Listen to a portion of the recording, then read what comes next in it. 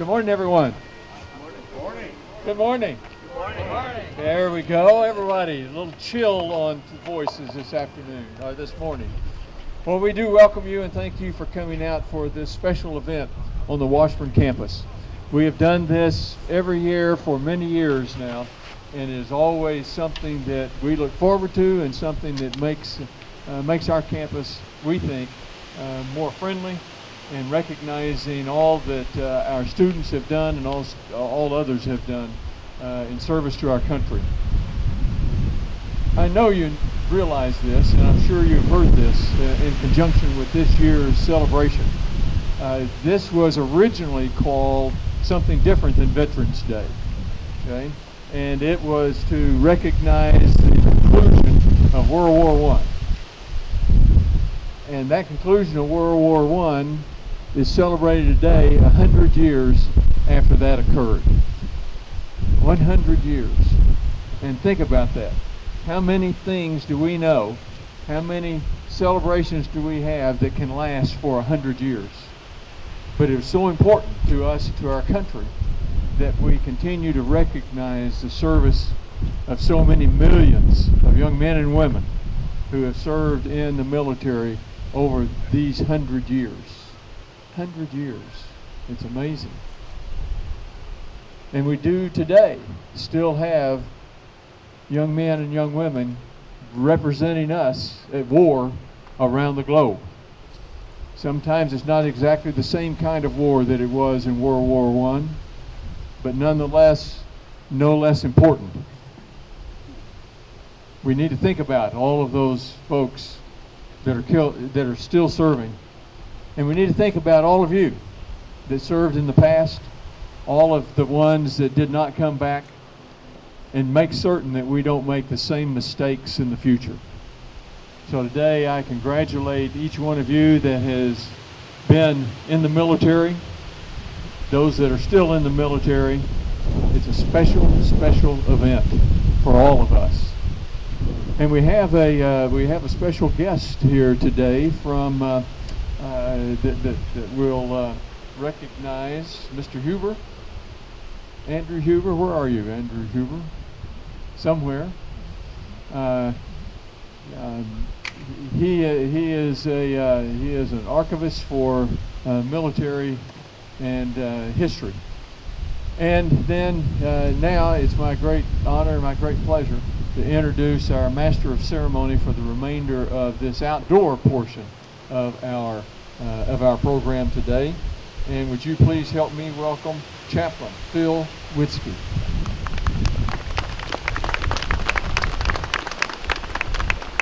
Well, thank you, Dr. Farley. As Dr. Farley said, I am a pastor. I'm also a retired first sergeant from the Army National Guard of Kansas, where I will serve as an active duty AGR soldier.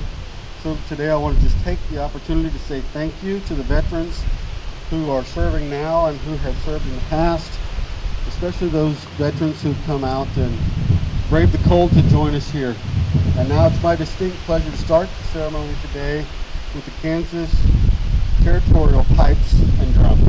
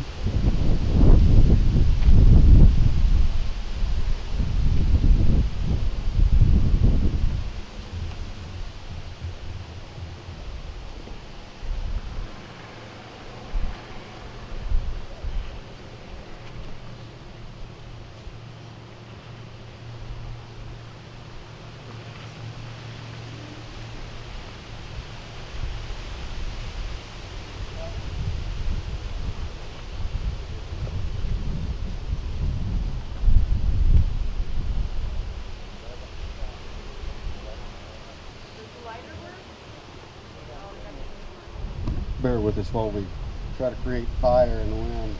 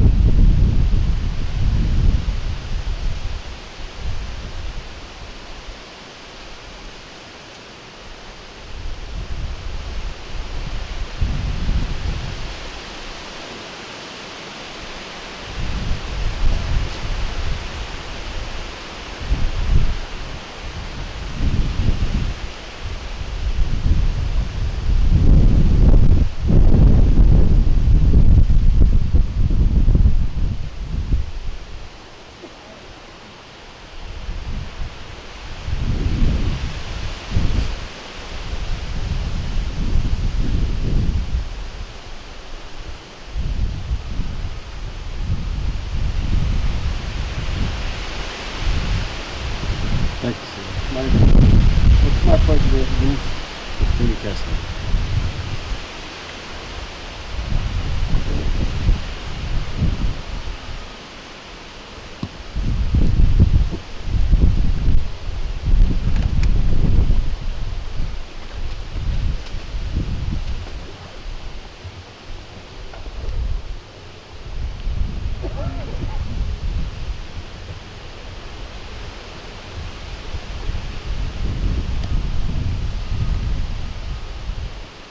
Good morning and welcome to the 11th annual Veterans Day Agent Orange balloon release. Cadets from Topeka West High Junior ROTC will be handing out orange carnations today, and after this portion is complete, we will release 3 symbolic orange balloons. Please feel free to take the flowers with you, or you may lay them at the Vietnam Memorial as you leave before we go inside. I would like to take a moment to recognize the veterans present today. Thank you all for your service. We also recognize and remember veterans and family members who have been affected by Agent Orange. Agent Orange is the code name for a powerful herbicide used during the Vietnam War to deforest the jungle in order to set up base camps for our troops. The product was a 50-50 mix of 2 chemicals known conventionally as 2,4-D and 2,4,5-T. It was mixed with kerosene or diesel fuel and dispersed by aircraft, vehicle, and hand spraying. The deadly toxin could literally take down a thick connected tree in a few days. Just imagine what these chemicals could do to the fragile human body. Between 1962 and 1971, nearly 20 million gallons of herbicides, insecticides, and defoliant chemicals were used in Vietnam, eastern Laos, and parts of Cambodia. These chemicals were manufactured in the form of dust, powders, tablets, pellets, and liquids. They came in containers as small as an aerosol can or as large as a 55-gallon drum. The receptacles used to store, transport, and disperse these chemicals were painted in a rainbow of different colors: orange, purple, green, blue. Today, the term Agent Orange is used collectively to identify all chemicals used during the Vietnam War. Eventually, a list of illnesses presumed to have been caused by exposure to Agent Orange was established. Some of these diseases are Hodgkin's disease, multiple myeloma, non-Hodgkin's lymphoma, prostate cancer, respiratory cancers, soft tissue sarcoma, type 2 diabetes, and illnesses and birth defects for the veterans' children. The estimated number of casualties had been at 250,000, and the number grows daily. The effect of Agent Orange is recognized as an invisible weapon, still inflicting wounds on veterans and their families long after the end of the Vietnam War.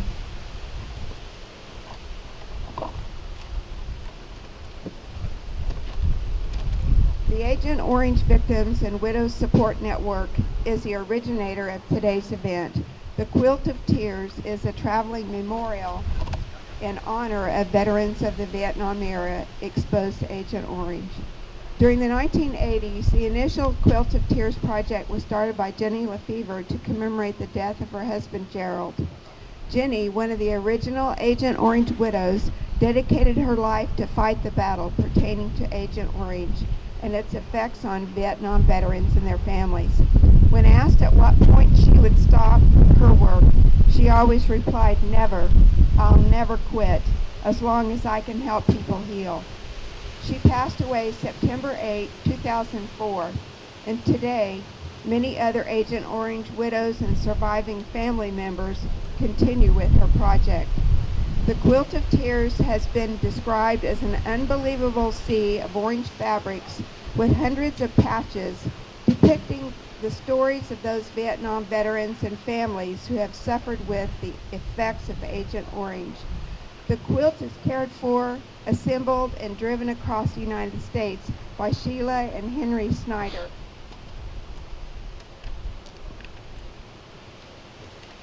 A short poetic quote states, "Fear not, my great soldier, for your story shall be passed down through the years, because the fabric of your life is sewn into the quilt of tears."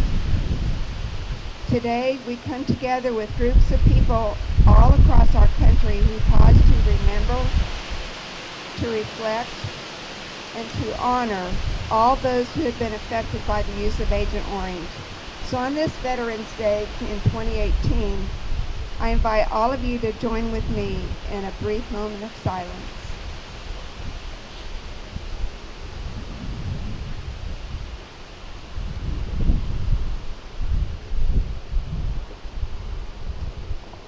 We will now release the first balloon to remember those who have died from Agent Orange related illnesses.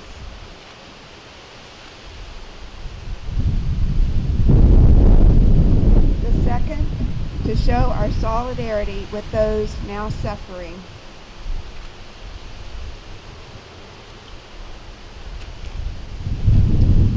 And the third, to show our solidarity with those now suffering.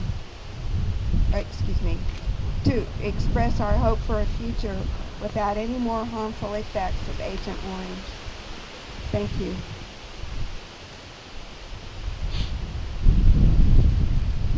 Thank you, Jean.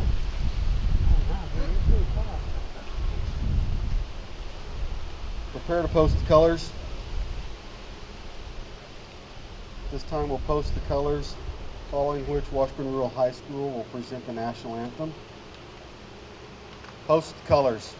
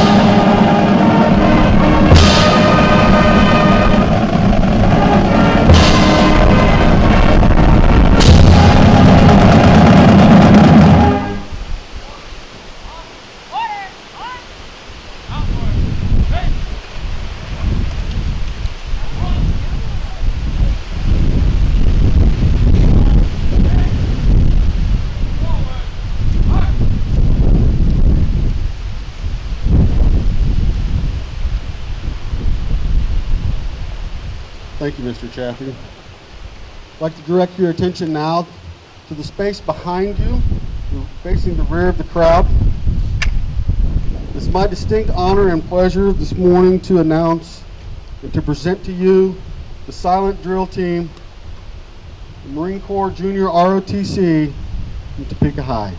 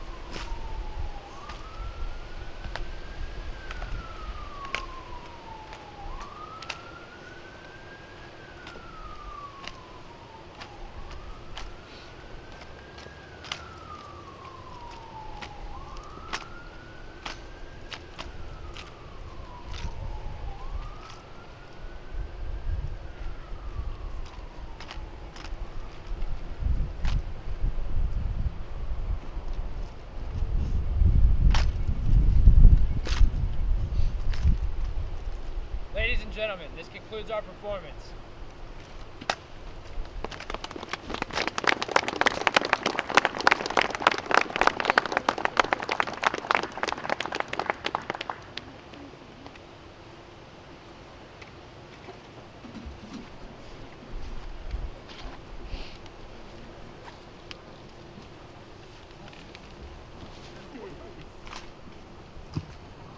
Thank you, students. I present to you again the marching band from Washburn Rural High School. Attention, hut! Loose! Transports up! And up! 1, 2, 3.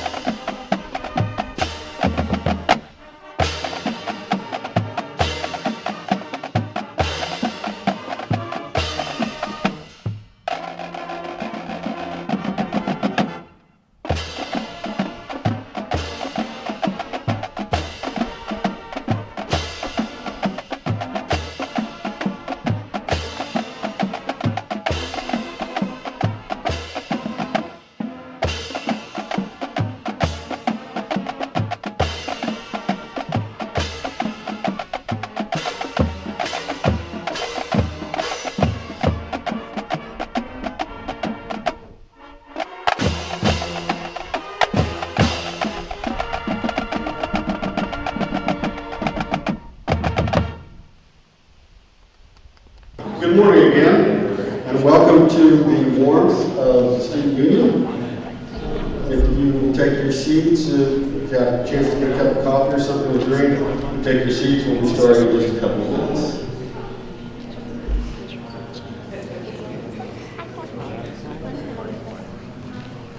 You gotta get it down as soon as you see that. It doesn't matter how it sounds. Fine.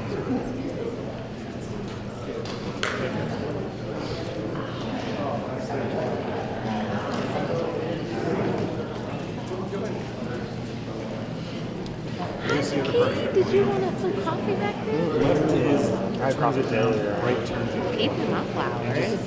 Yeah. Finger straight on Everybody else gave theirs back. whichever way you need it. Makes sense. Yeah.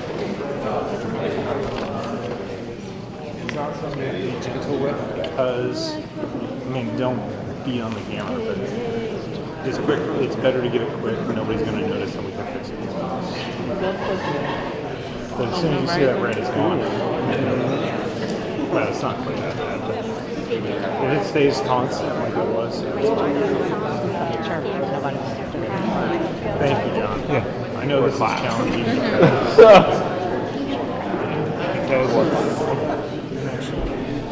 Make your way to your seat and start the program in just 1 minute. I'm serious. I don't think she's wrapped too tight.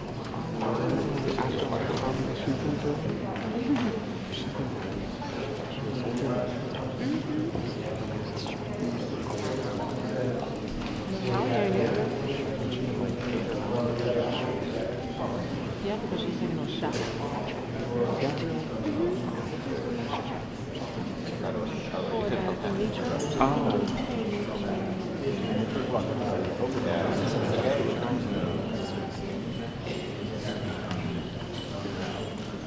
Hey, good morning. Welcome to the 8th Cruise Memorial Union. Thank you for making the trek across the grass to come be with us as we continue our Veterans Day celebration.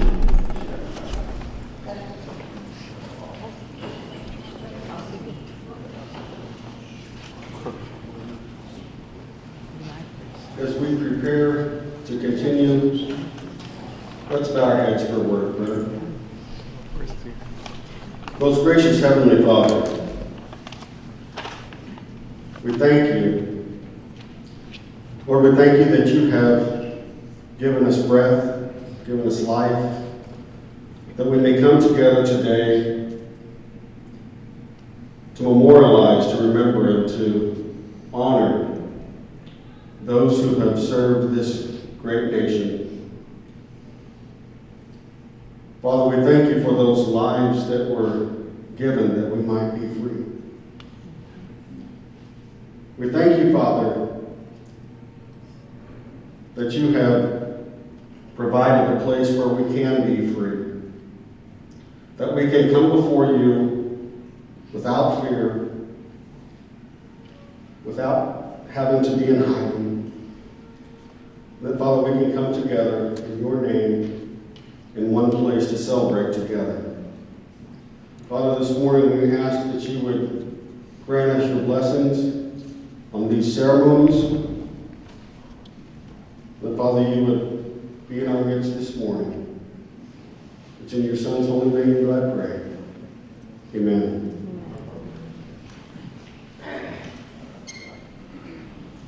It's my pleasure to introduce the Standing Bear International Brotherhood Tribe and the Drummers.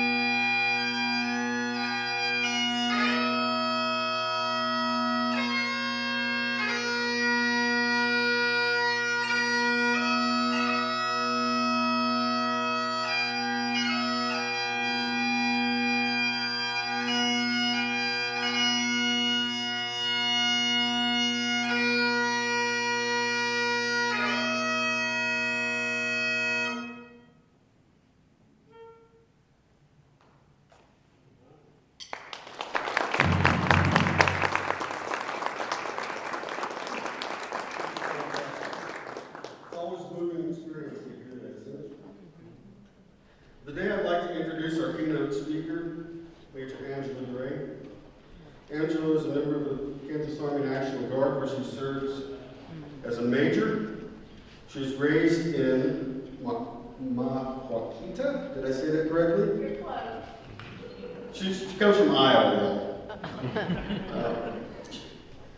She grew up in Iowa, was enlisted in the Iowa Army National Guard, where she made her way to the rank of sergeant before joining the ROTC unit at the University of Iowa, where she subsequently received her Bachelor of Arts in Psychology and her commission. In 2005, she got it right and came to Kansas. Our first unit here in Kansas was Detachment 1, 714th Maintenance Company in Place Center. Major Gray is also a deployment veteran. She deployed in support of Operation Iraqi Freedom from November 2008 to October 2009 with the 287th Sustainment Brigade from Wichita, Kansas. She's been a platoon leader, a maintenance platoon leader, a transportation company commander. She's been a planning and operations officer for battalion. She now serves with the 635th Regional Support Brigade here in Topeka. And besides doing all of that, she's a mother of two. She is a recipient of the Bronze Star Medal, the Army Commendation Medal, with 3 oak leaf clusters, and a slew of other medals that you can ask her about when we're done. Needless to say, she served with distinction. Ladies and gentlemen, it gives me great pleasure to introduce Major Angela Gray.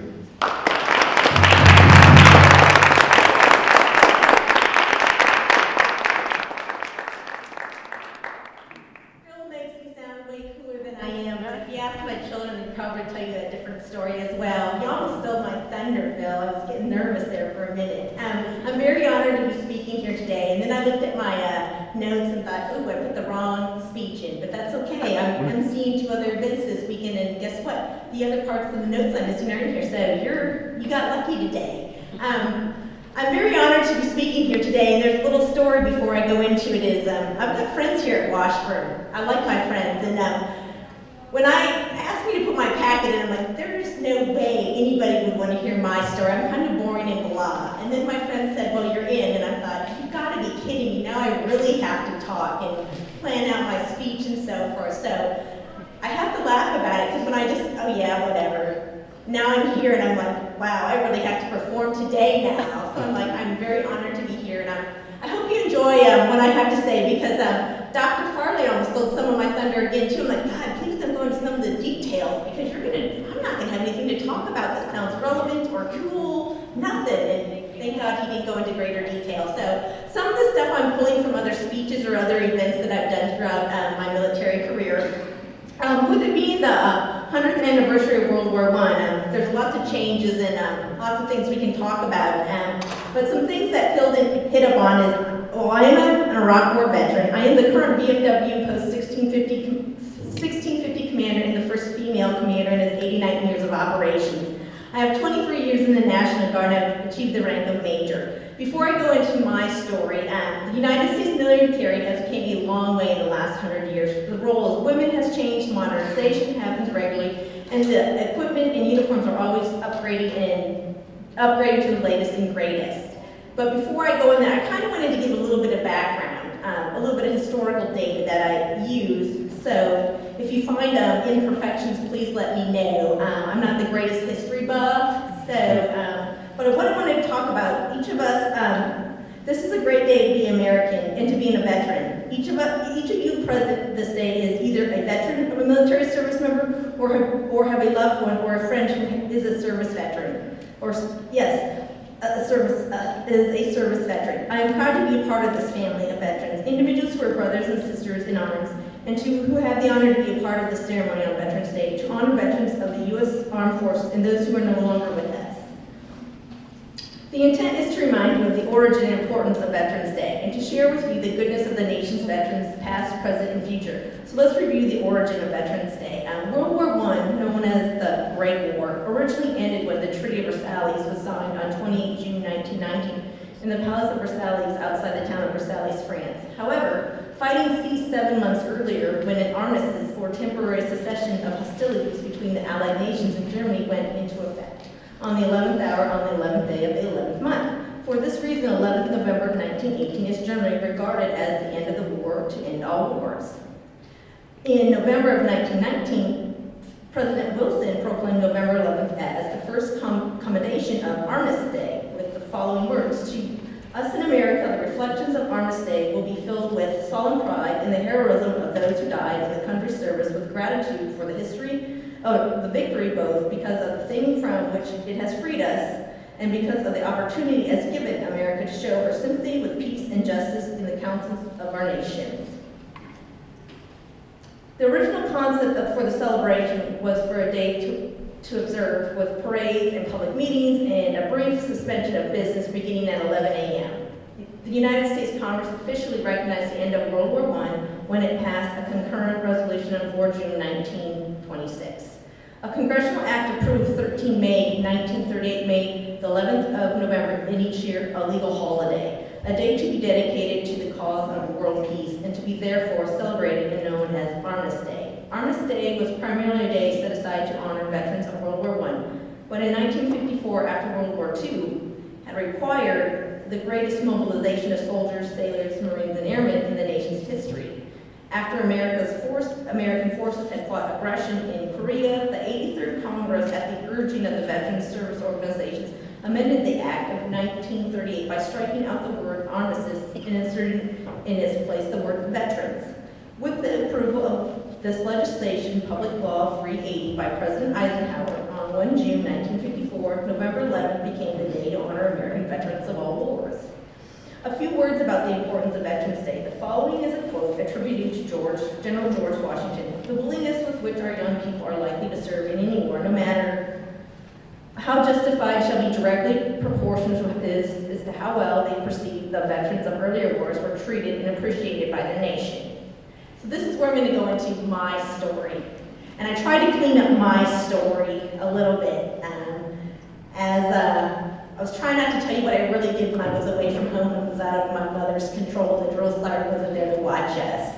So when I got in the Iowa Guard, it was April of 1995. I was 18. I went to basic training between my junior and senior year of high school. I joined for the college money. It was my first Greyhound ride bus, my first time in a hotel by myself, and my first plane ride out of small town Kokota, Iowa, to Fort Jackson, South Carolina. It was the longest, hottest, and best 9 weeks of my life. Once I figured out they were not trying to kill me, but break me down and build me back up, I started to enjoy military life. I shot weapons I would not have the opportunity to shoot: M16s, grenade launchers, and I threw a live grenade. I rucked 5 miles with more than a 35-pound rock on my back. I bivouacked out in the sticks of South Carolina and experienced the gas chamber and being gassed out in the field. Coming back my senior year to complete high school late that summer never felt so good. Let me tell you about that summer coming home. I've never missed my mother so much. After I graduated, I came back, completed my senior year. I graduated in 1996. I was off to become an automated logistical specialist at Fort Lee, Virginia for 11 weeks. So I'm going to become a 92 Alpha. I was going to actually learn my job. Well, when I got there, I got the surprise of my life. After taking the Army physical fitness test, my score was a mediocre 250 at best after just working out on my own the last year, just playing high school basketball. The drill instructor, Brett Jones, informed me I was going to be a platoon leader for 30 people in my platoon. At this point in my life, I was no leader. I was a follower. There was no way I was going to do this.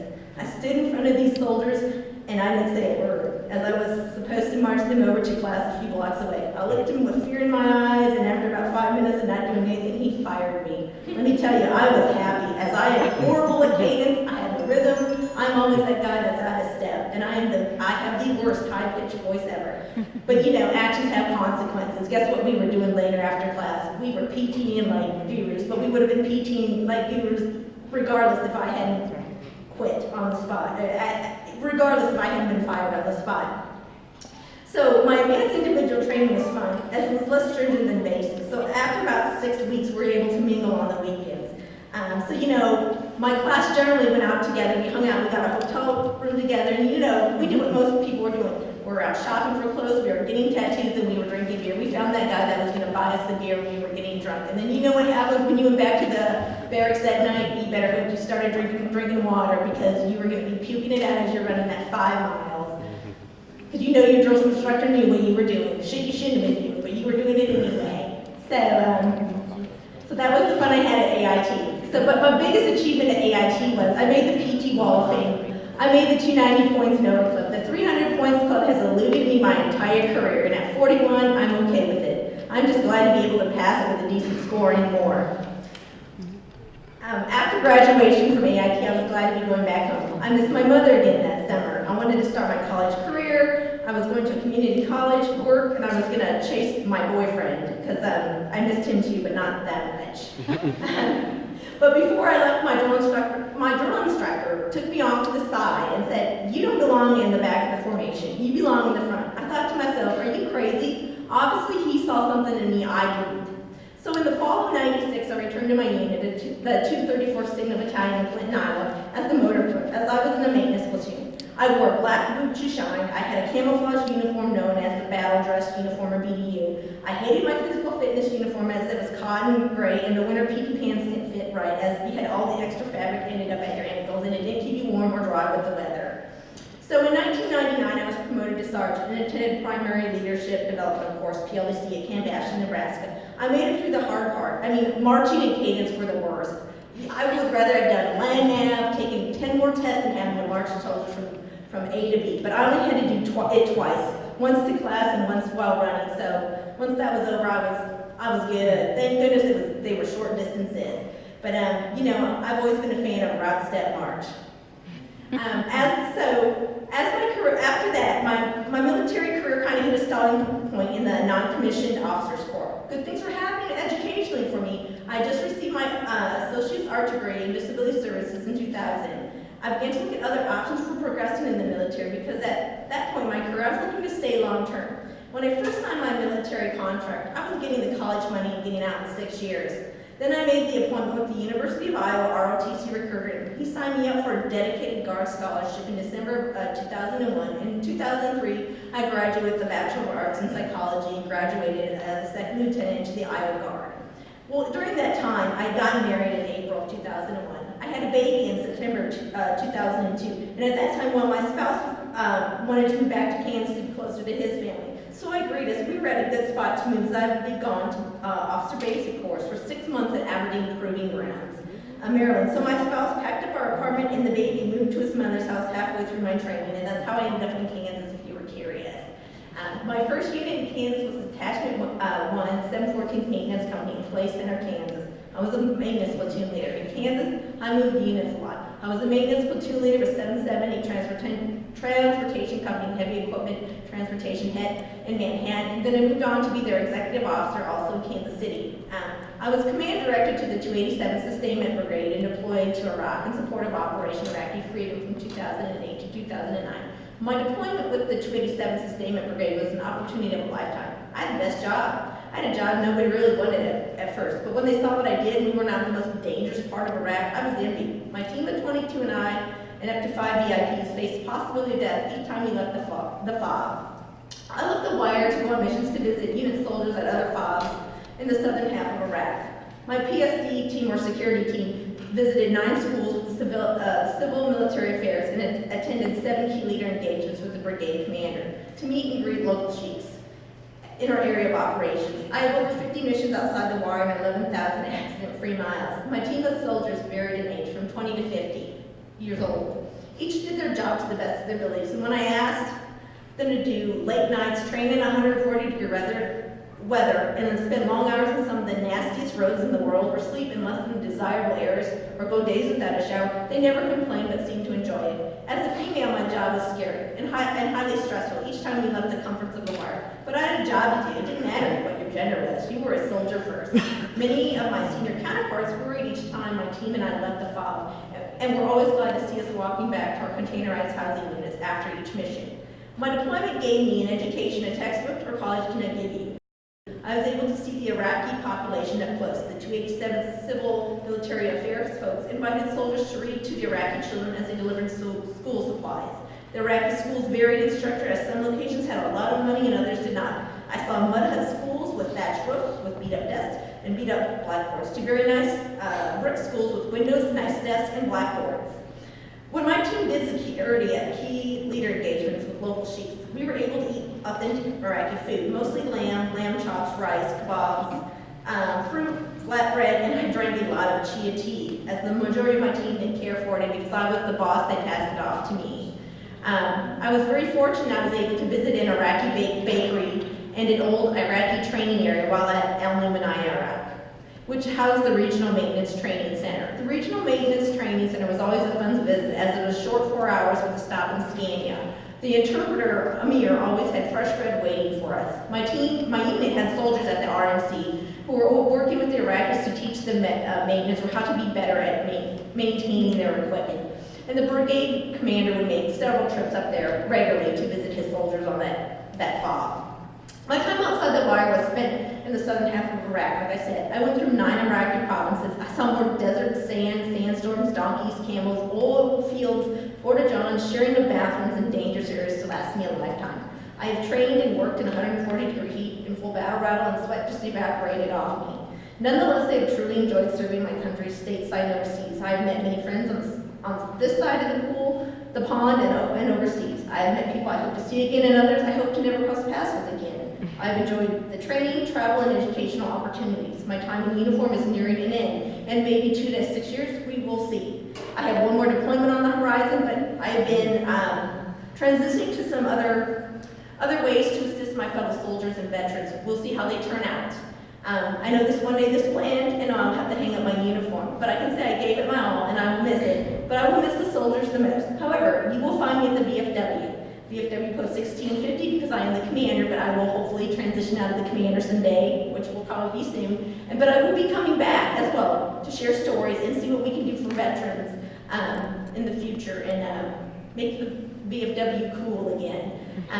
But I just wanted to say thank you for having me, and I want to say thank you to all the veterans who have walked the walk before me. Thank you.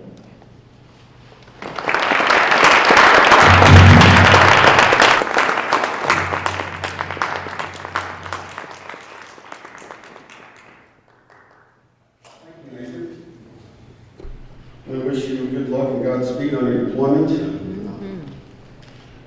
It is funny how deployments are always the times that you learn the most.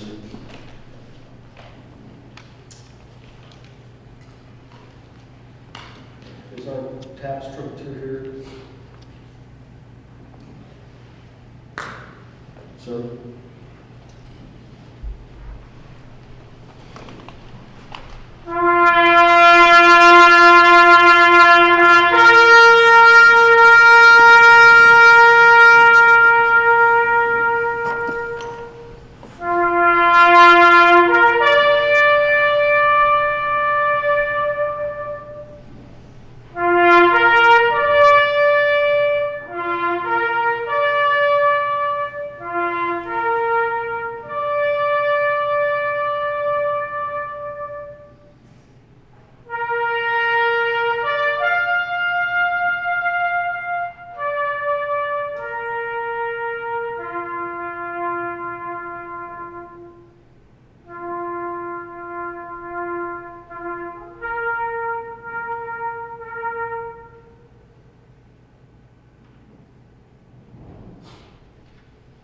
Let's pray.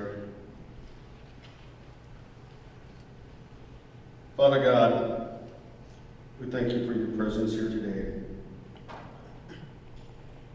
Father, we just ask now that as we prepare to leave this place, that you would keep at top of our mind that we owe our freedom to the men and women who have served in uniform. Father, to those who have stood on the wall and said, "Not on my watch." To those who have made the ultimate sacrifice.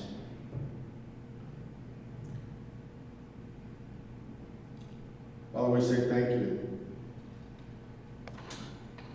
Thank you for the freedom that you've given, this land that you've provided. Thank you, Father. It's in your Son's name that I pray. Amen.